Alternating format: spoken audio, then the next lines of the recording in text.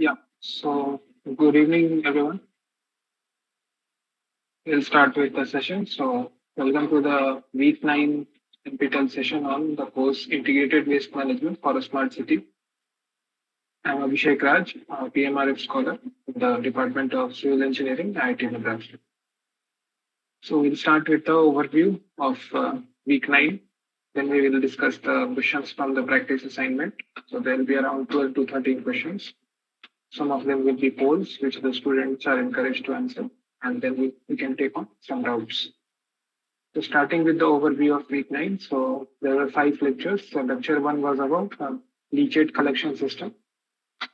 So what is leachate? It is the liquid that percolates through the body of the landfill, and it needs to be collected because it can contaminate the groundwater.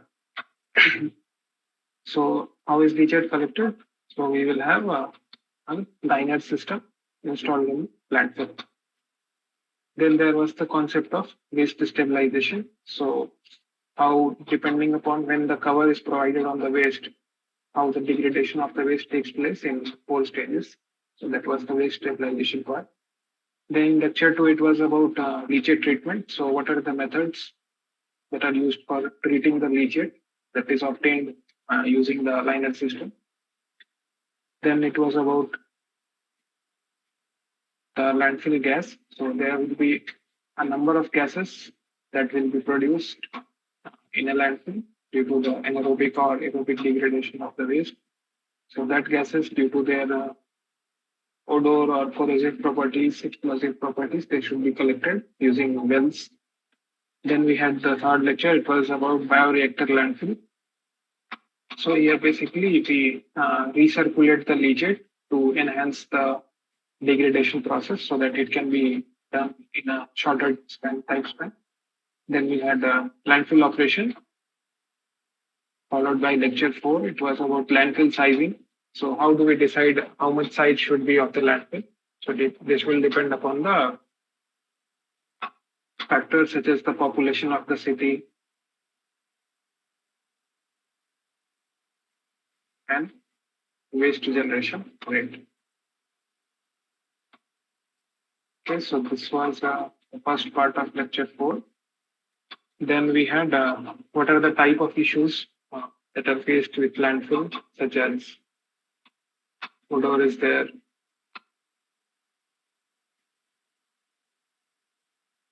reduction in property values, other social issues are there. Plus, there will be a contamination of the air also due to the dust and the large amount of waste that comes in goes out. So then we will have lecture 5. So siting process. So how it is decided that which site should the landfill be designed and constructed on. Then finally, it was about the permit process. What are the regulations that need to be taken care of for obtaining the permit for construction of a landfill? So this was the overview for week 9. So this week was mainly about landfill. So how is leachate collected, how it is treated, what is landfill gas, what are the types of landfill. In small details, it was also seen. Operation of landfill, how do we decide the size and how do we get the permit for the site and how do we decide the site. So we'll start with question 1. So HELP is based on which model? So energy balance, water balance, momentum balance, and heat balance. So HELP is nothing but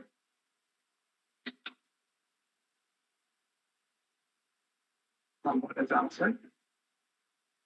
So B, okay. Yeah, that is correct. So it was hydrologic evaluation.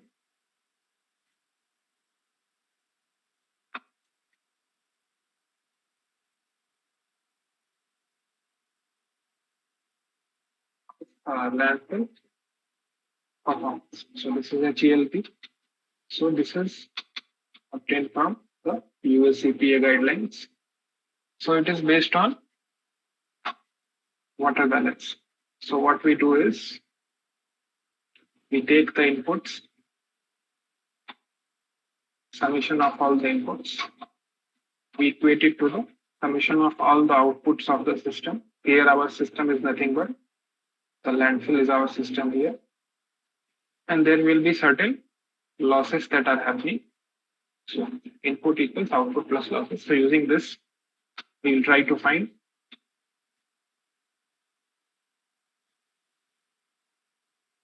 the leachate generation.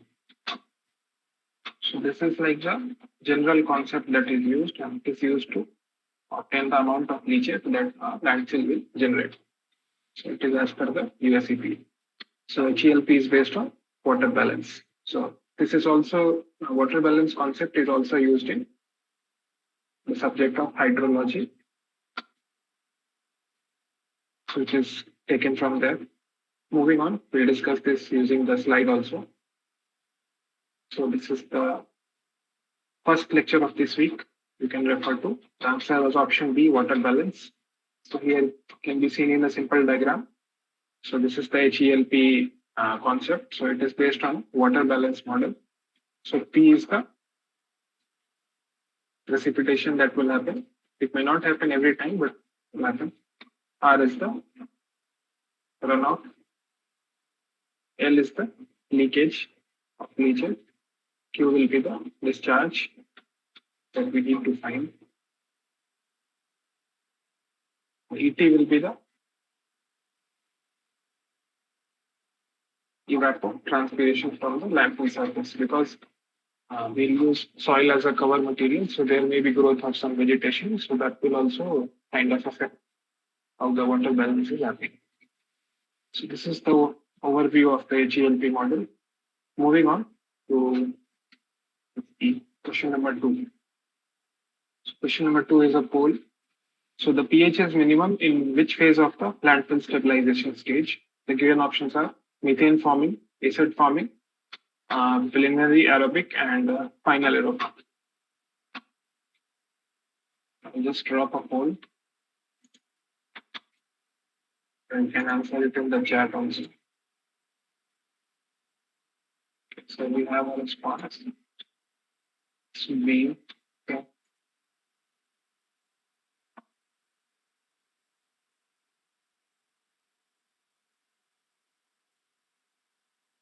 I'll launch the poll. You can respond. I'll give you maybe a minute or two for this.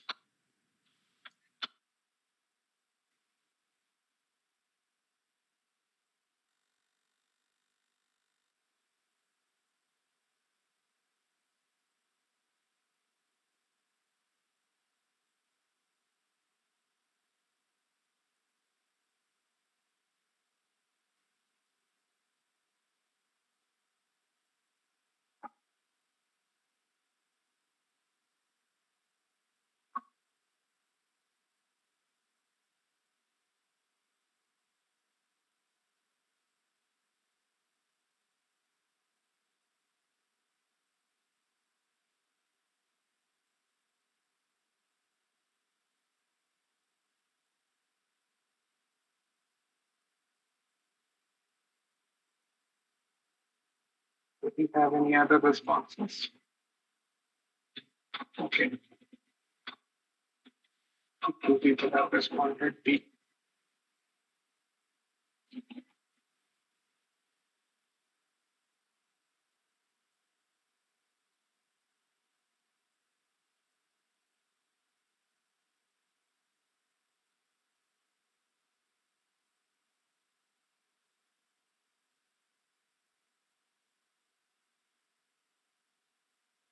Else wants to respond. I'll wait for a few more seconds. Then we.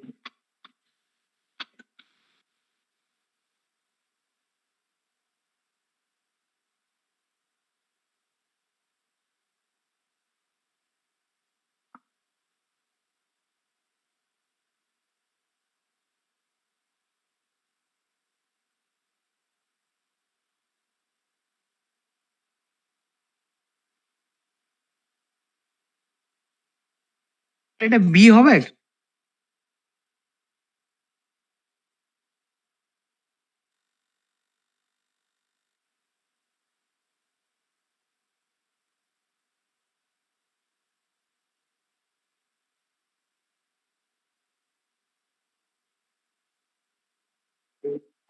So we have two responses for B. Someone told B using the audio also. So you see the answer. So when we talk about landfill stabilization, so there will be 4 stages. The first stage will be the preliminary aerobic phase. Second stage will be the acid forming stage. Third stage will be the methane forming stage. And the final stage will have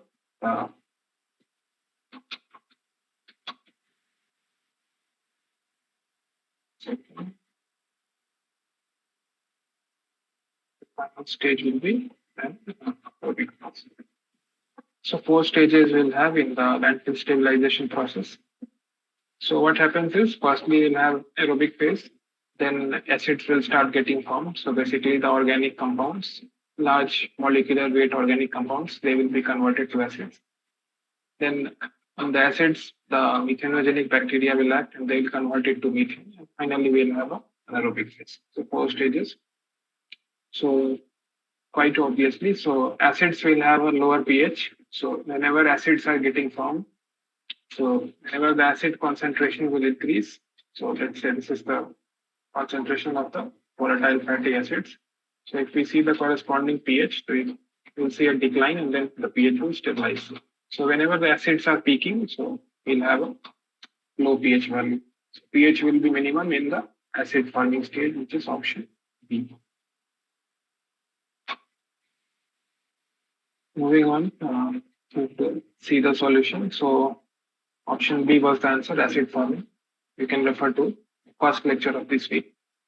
So here we can see the BOD, volatile fatty acids, are plotted on the y-axis corresponding to the time on the x-axis. So we can see that when the acid forming stage is starting, the concentration of acids is going up, indicated by the green color. It can be seen that the corresponding pH, when the acids are getting formed, reduce. And once methane forming phase starts, pH will again come back to a saturation level. So pH will be minimum at this point. That will be during the acid forming phase. Moving on to question number 3. So which of the following is a physiochemical treatment process for leachate? Chemical oxidation, activated sludge process, oxidation pond, and wetland treatment.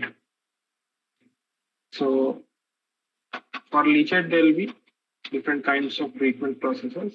So there can be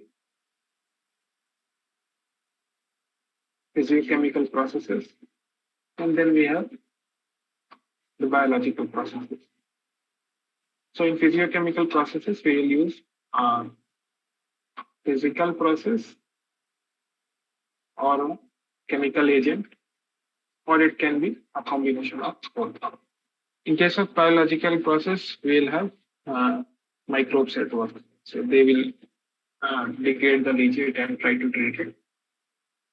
So biological process, we will have activated sludge. So here the sludge will contain the MLSS, that is called mixed liquor suspended solids, or MLBSS is also there. So mixed liquor volatile suspended solids. So these two will be there in the sludge and they will be mixed back with the leachate so that the degradation is faster. You can have oxidation pond.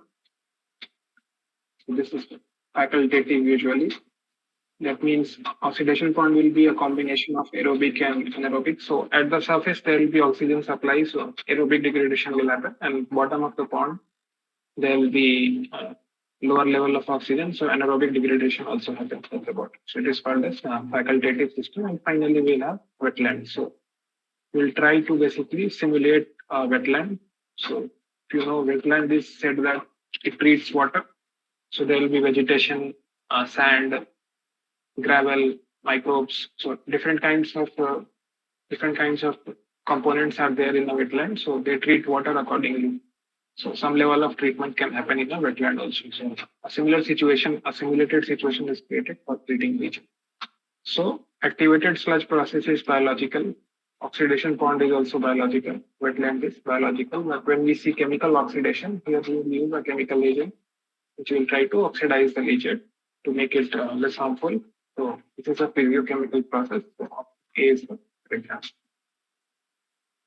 So option A is the correct answer, chemical oxidation. You can refer to second lecture of this week. So here we can see the different physiochemical processes. So adsorption, coagulation, chemical oxidation, air stripping. This is basically aeration. Then we'll have ion exchange. So here we'll use zeolites, so which will be basically silicates. So will be used. Then we will have membrane filtration techniques such as reverse osmosis and nanofiltration. So these are also used as in water treatment. So you would have heard about RO filters or UV filters. So these are used in water treatment also.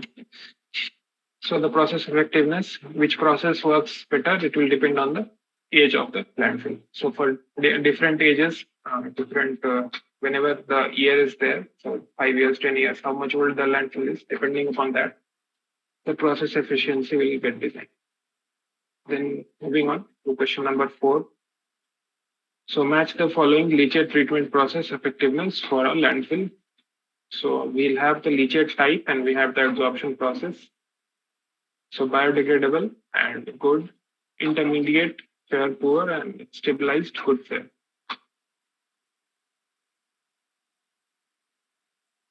So we have been given the options BCA, ACB, CBA, and BSB. So how it works is, so first there will be basically 3 stages.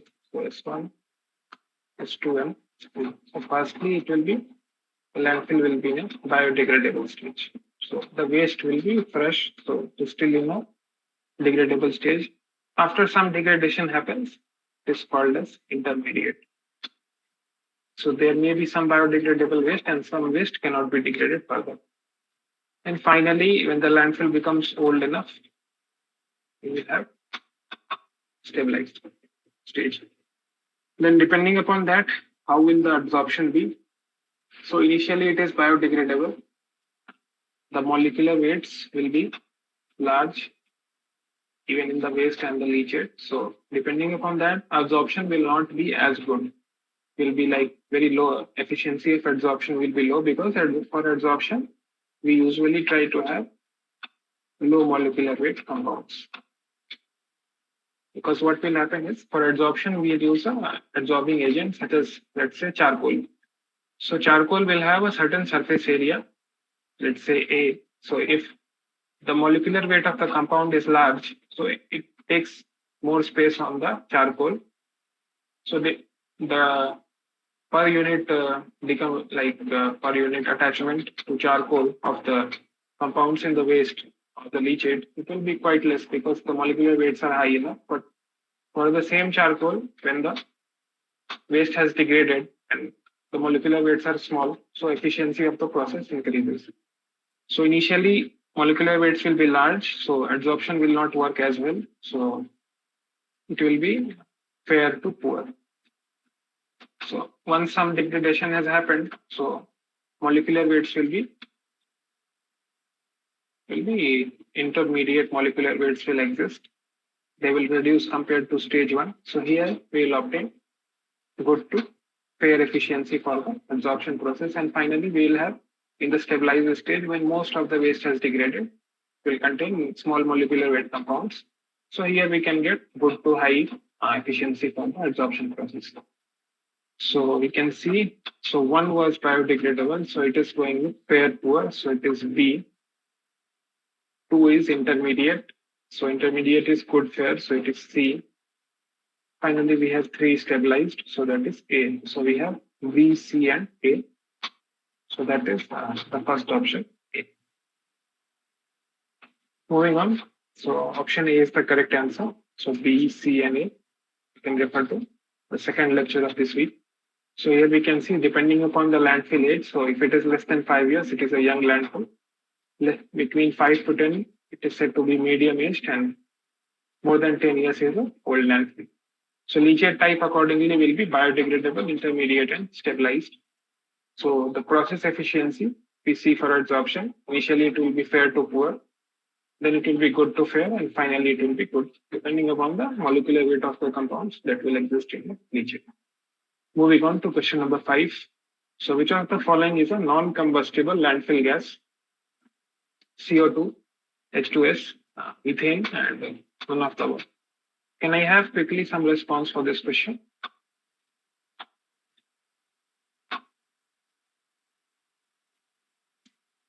The chat.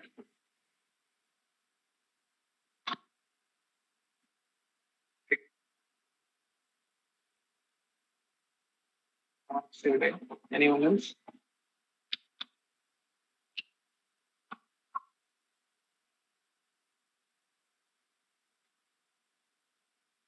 Okay. H2S.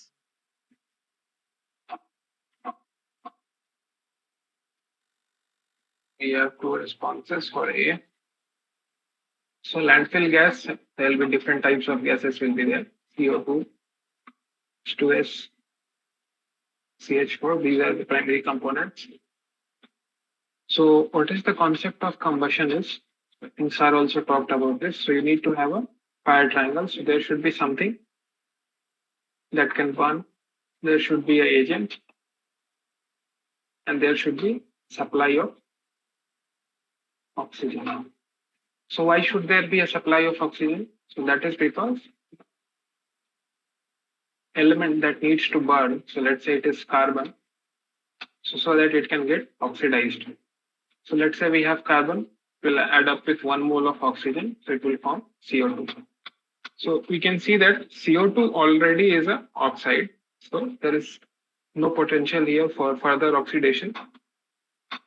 So hence it is non-combustible. Whereas in case of H2S or CH4, they can still react with oxygen and some chemical reaction can take place depending upon how much supply we are giving for oxygen. But when we talk about CO2, it will be non-combustible. Common example is the use of CO2 in fire extinguishers, as it can create a blanket surface on the oxygen and it cuts off the oxygen supply to the burning material and hence helps in stopping the fire. So option A is the correct answer. Moving on to the solution. So option A, CO2 is the correct answer. So refer to the second lecture. So here we can see it is a common landfill compound, biological compound. In presence of moisture, microbes will degrade it and methane and carbon dioxide will get formed. So here methane will be combustible, whereas carbon dioxide will be non-combustible. Moving on to question number 6. So which of the following is a social issue associated with landfill construction? Increase in economic activity, reduction in property values, contamination of air, and none of the above. So whenever landfill construction is done, so there will be certain issues that come along with it. So there will be odor issues. There can be contamination of the air, water. There can be litter, like things can fly away. So depending upon these issues, mainly these are environmental issues associated with landfill.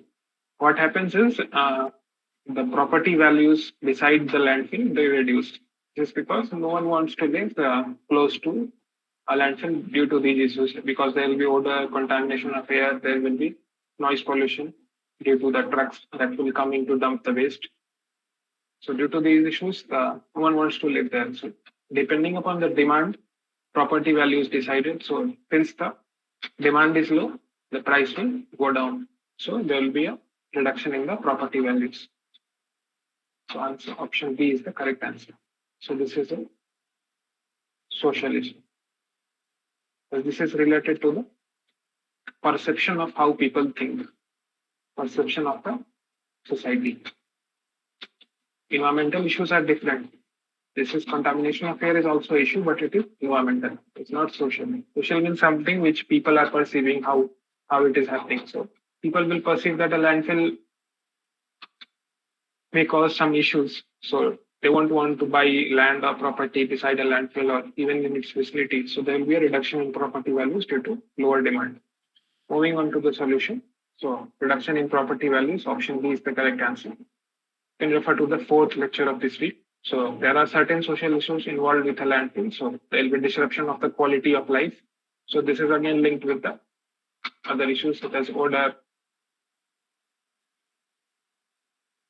noise pollution, litter. This is linked with that quality of life. There will be reduction in property values. Environmental justice issue is there. And then there is presence of the historical, cultural, and archaeologically significant areas. So there we try to not have landfills. Moving on to the next question, that is question number 7. So this is a poll. So calculate the landfill's capacity. If the solid waste is accepted at a rate of 10 tons per day, if the density of waste in the landfill is 500 kg per meter cube and the volume is 1,50,000 meter cube. So the given options are 20.55 years, 30 years, 25 years, and 15 years. I'll drop a poll. You can answer it in the chat also.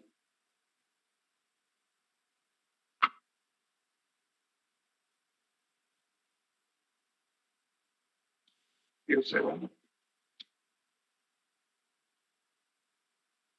Give you maybe 2 to 3 minutes for this, since it is an American.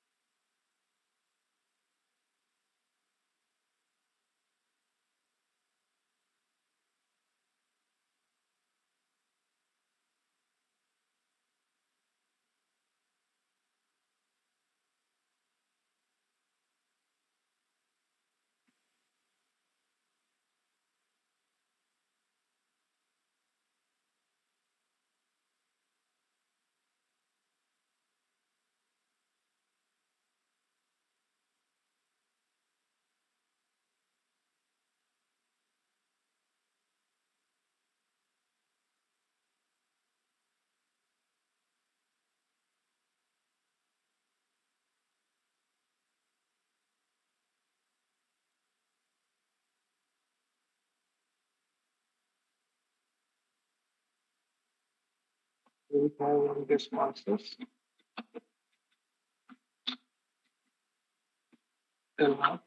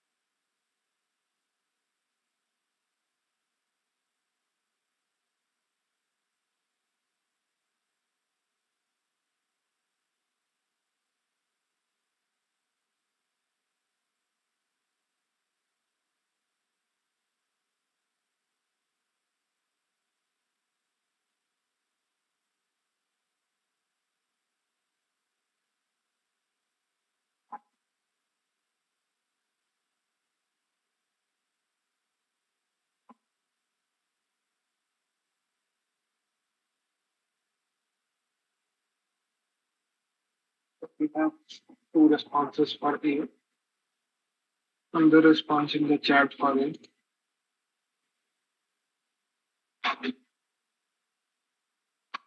Wait for 1 more minute.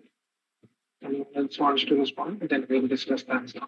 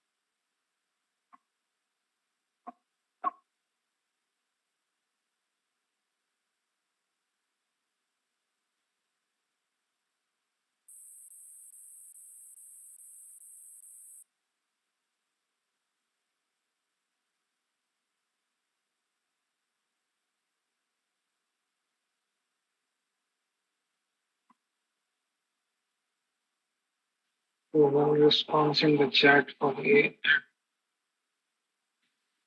two responses for A in the poll. And the poll will discuss the answer for this. So to the given data here, so we have a acceptance rate for the landfill of 10 tons per day. Then we have the density of waste in the landfill,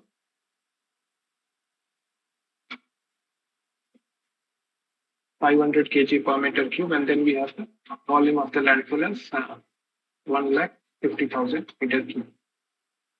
So we want to find the landfill's capacity. So this is nothing but the age in years for which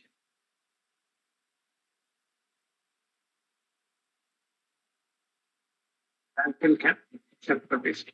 So for how many years we can keep dumping waste in the landfill, and it can keep accepting it depending upon the design that has been done. So let's find the total mass of the waste that the landfill can accept. So that it's called this capital. So this will be what? So we have the density rho. We can multiply it with the volume. So density into volume will give the mass. So 500 kg per meter cube into 1,50,000 meter cube. So this is the volume. So let's operate them. So 500 into, so this is around 7.5 into 10 to the power 7. So meter cube will get cancelled out, so kg. So this much is the mass of the waste that the landfill can accept in total. So then we will have the mass of waste per day. So that is, let's call this small m. So this is nothing but 10 tons per day. So let's convert this to SI units. So that will be 10,000 kg per day. So now we can find, this is the total mass, that is 7.5 into 10 to the power 7. This is the mass in 1 day. So we can find the number of days for which the landfill can accept waste. So let's call this n. So n will be the ratio of capital M by small m. So capital M is 7.5 into 10 to the power 7 divided by 10 to the power 4. So this will be around 7500. This many days. So this is the number of days for which the landfill can accept the waste. But here we need to find this in years. So write it here. So landfill capacity is equal to n by 365. So we are ignoring any leap years in between. That will not matter that much. So because in this many days there may be around 4 to 5 leap days, so it doesn't matter that. So we are ignoring that. 7500 by 36. So this is coming out to be around 20.548 this can be rounded off 20.55 years. So around in 20 years, there may be 4 to 5 replays. So doesn't matter that much. 20.55 years, option A is the correct answer. Moving on. So option A is the correct answer, 20.55 years. You can refer to the fourth lecture of this week. So I have solved it here also. So the capacity of landfill will be landfill volume to the waste density divided by the waste filling rate. So we multiplied the volume with the density, and then we are dividing with the acceptance rate, small m, 365. So it is giving out the answer to be around 20.55 years. So question number 8, what is the minimum period of post-closure care of a landfill? 10 years, 20 years, 30 years, and 25 years. Can I have quickly some responses for this? Okay.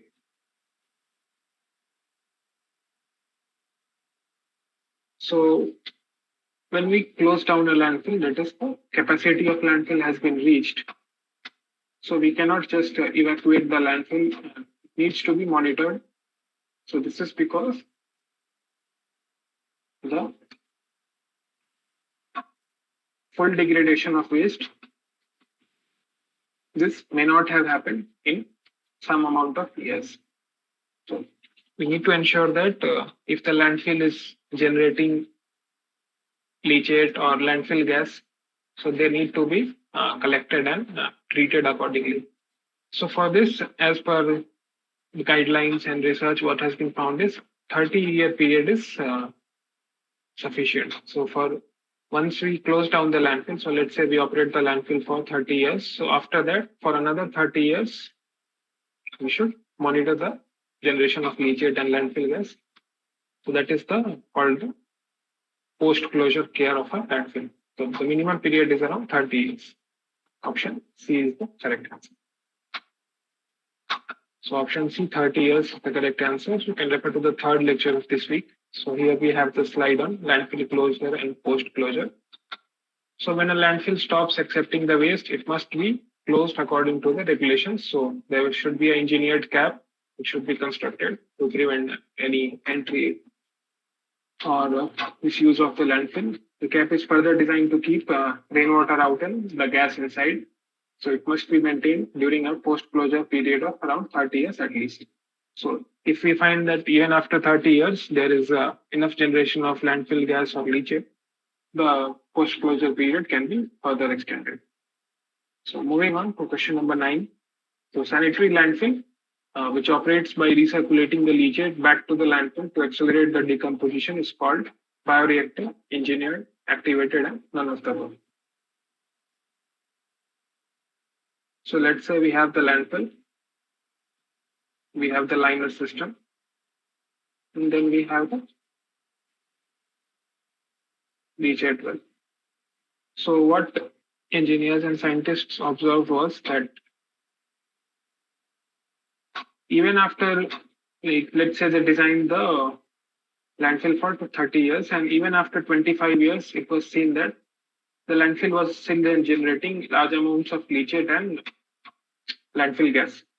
So how can we prevent that from happening, or enhance the reaction so that the landfill can be closed down in a certain number of years and we don't need to keep maintaining it? So for this, what is done is the leachate is recirculated back to the landfill. So what is the logic behind this? So this is done to enhance the microbial activity. So as you may be knowing, so microbes they require moisture for degrading and converting the waste. So if we supply the leachate back to the landfill, so there will be sufficient moisture content in the landfill. So the microbial activity can get increased and faster degradation of the waste can happen. So this is done by recirculating the leachate back to the landfill to accelerate the biodecomposition. So this is called as, since the landfill is kind of closed and we are trying to supply a biological compound within the landfill to increase the biological reaction. So it is said to be act like a bioreactor. So a certain bioreaction is happening, biological reaction is happening within a closed system. So it is called as a bioreactor. So bioreactor landfill. Option A is the correct answer. We'll see the solution. So option A, bioreactor landfill. You can refer to the third lecture of this week. So it is basically a sanitary landfill that is operated in a fashion to accelerate or enhance the decomposition of solid waste. So primarily accomplished by recirculating the leachate back to the landfill.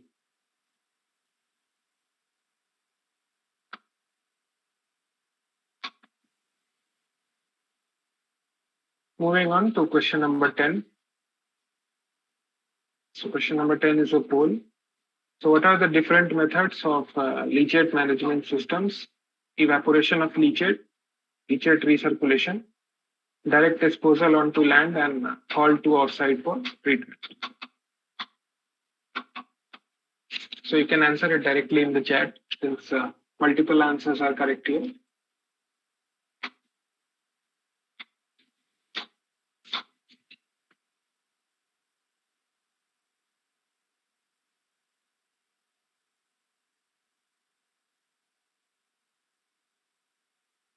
Okay.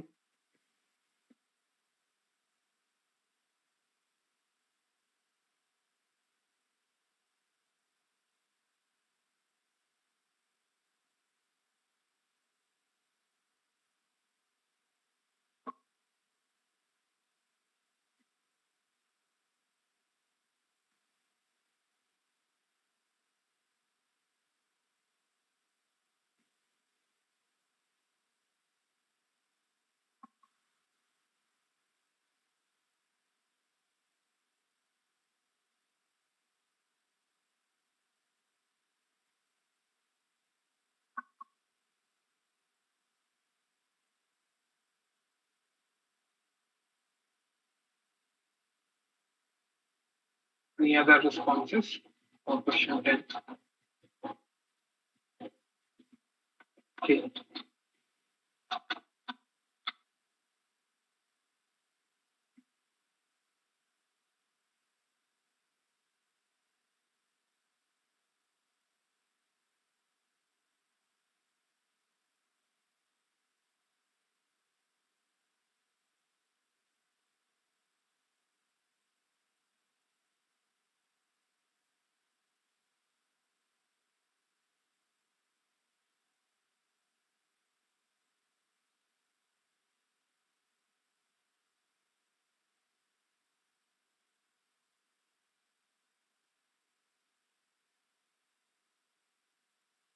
The response.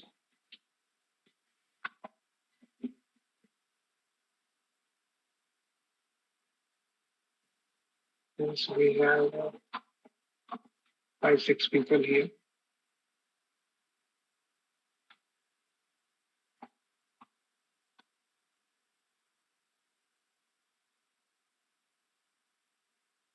Okay.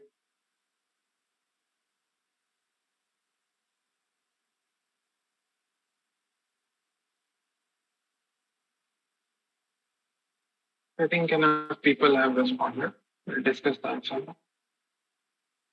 So here we are talking about leachate management systems. So what are the different methods?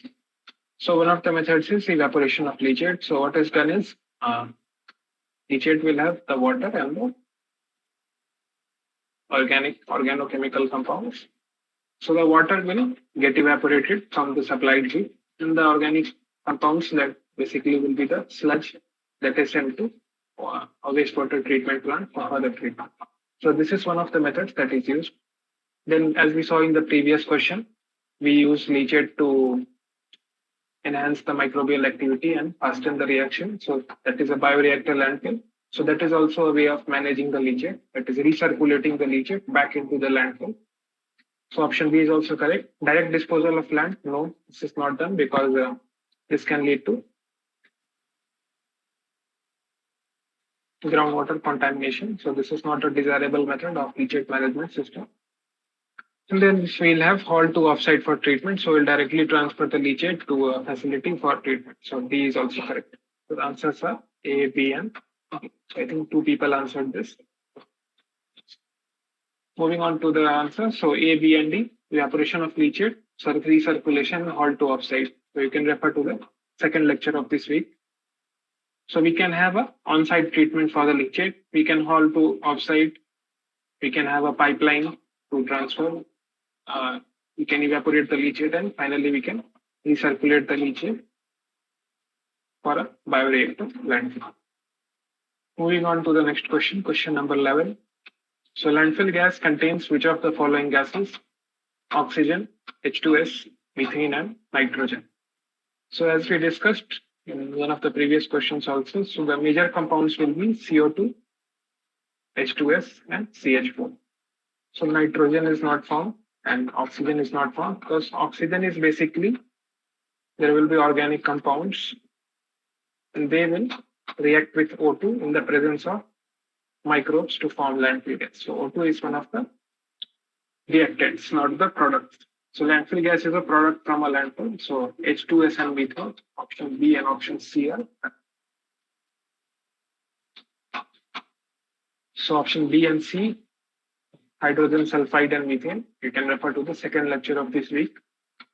So we can see here the number of landfill gases that are formed. It includes methane, carbon dioxide, there will be water vapor, H2S. There can be some non-methanogenic organic compounds and some gases related to heavy metals can also be there, depending upon the type of waste that is there in the landfill. Moving on to question number 12. So what are the different environmental issues associated with landfills? So contamination of water, improvement of tourism, contamination of air, and destruction of sensitive lands. So as we saw in one of the questions, so the issues will be contamination of air. So this will be due to basically due to odor and the decomposition of waste. So contamination of air is correct. It is an environmental issue. We can have contamination of water also because the runoff or discharge from a landfill that can happen, it can contaminate surface water sources and also groundwater sources can get contaminated due to that. So contamination of water is also a potential issue. Improvement of tourism, no. So basically it will be the other way around. Tourism will get reduced, tourism activities if there is a landfill in the area because due to these issues only. Then destruction of sensitive lands. So if we have something like a wetland or some kind of endangered or vulnerable species are there, so they can get affected in the presence of a landfill and in its vicinity. So destruction of sensitive lands is also a potential environmental issue associated with landfills. So A, C, and D are correct. So option A, C, and D, contamination of water, contamination of air, and destruction of sensitive lands. You can refer to the fourth lecture of this week. So here we can see the environmental issues are listed. So contamination of water, so groundwater, surface water, both can get contaminated. So air, it is linked to dust, noise, odor. So not noise, but dust and odor it is linked to. We can also have noise pollution due to the incoming trucks. Then we can have contamination of soil due to the leachate, destruction of sensitive lands such as wetlands, unique habitats, and it can also have an impact on the wildlife. Moving on to the next question, question number 13. So this is a poll. So which of the following are different aerobic leachate treatment methods? Upflow anaerobic sludge blanket reactor, sedimentation, aerated pond, and sequencing batch reactor. So you can answer it directly in the chat. The multiple options are correct here. So I'll give you maybe 2 minutes for this, then I'll just get that.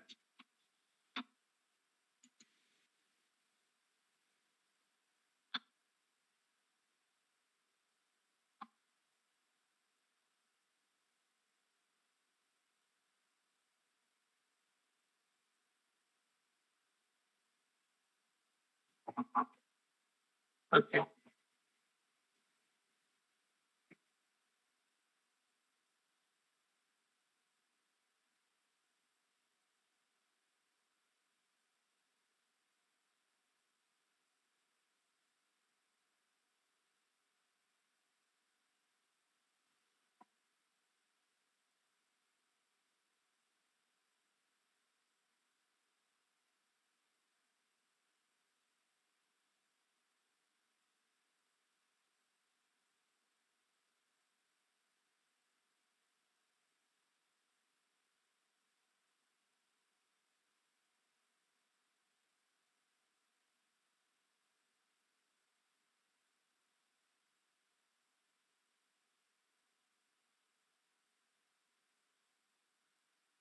Okay.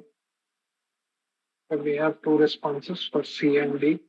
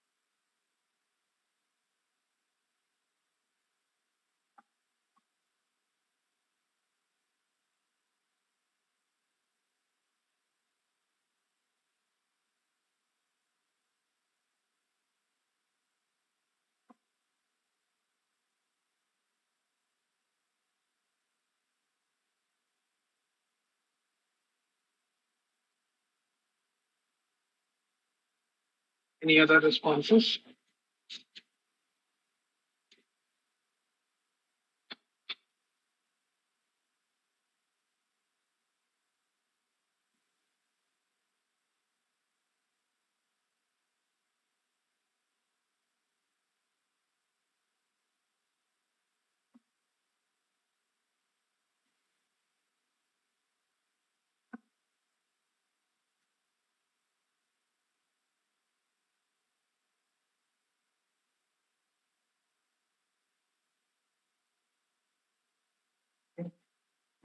Is there no responses? We'll discuss the answer.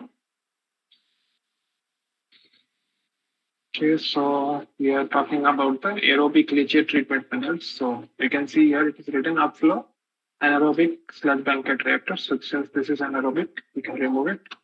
Then we have sedimentation. So yeah, sedimentation is not sedimentation has no concern with being aerobic or anaerobic. So B also we can remove.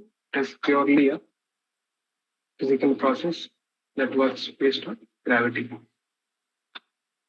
Okay. We to go in more specific, it works on the basis of Stokes law. Depending upon the particle size, so it will get settled down. So it will be something like this. So GD squared by 80 meter, C minus Y. So the larger the particle, the more chances it will have of getting sedimented, and G is the specific gravity. So the heavier it is, the larger it is, will get quickly settled down. So that will be the settling speed. Then we have aerated ponds. So it can be seen we are supplying air here from external means to enhance the biological decomposition of leachate. So C is correct. There is a air supply, so it is aerobic. Then we will have a sequencing batch reactor. So this is based on the activated sludge process. So here also we supply oxygen. So D is also correct. C and D, I think both two people answered that. So that is correct. So option C and D, aerated pond and sequencing batch reactor. You can refer to the second lecture of this week. Here we can see the aerobic treatment processes. So we have activated sludge process, aerated pond and sequencing batch reactor. On the other hand, in anaerobic, we have the upflow blanket reactor and anaerobic digestion. So these three come under aerobic processes, and these two are these are the leachate treatment methods that are commonly used. So this was the last question for today's session. If you have any doubts, you can ask. Else, please feel free to log off.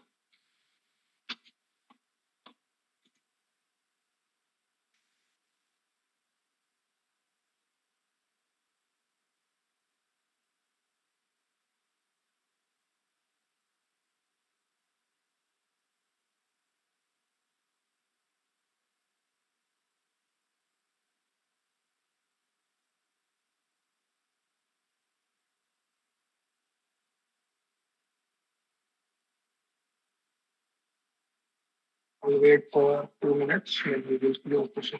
So if you have any doubts, you can ask. Thank you, sir.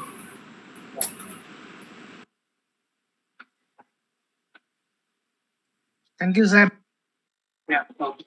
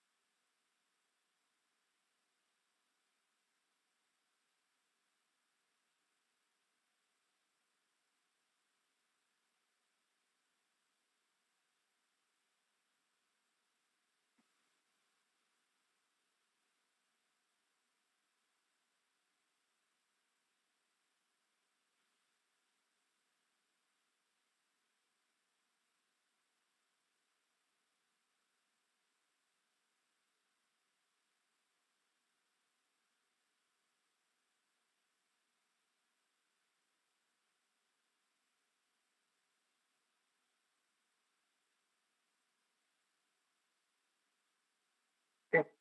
Since there are no doubts, we'll close the session.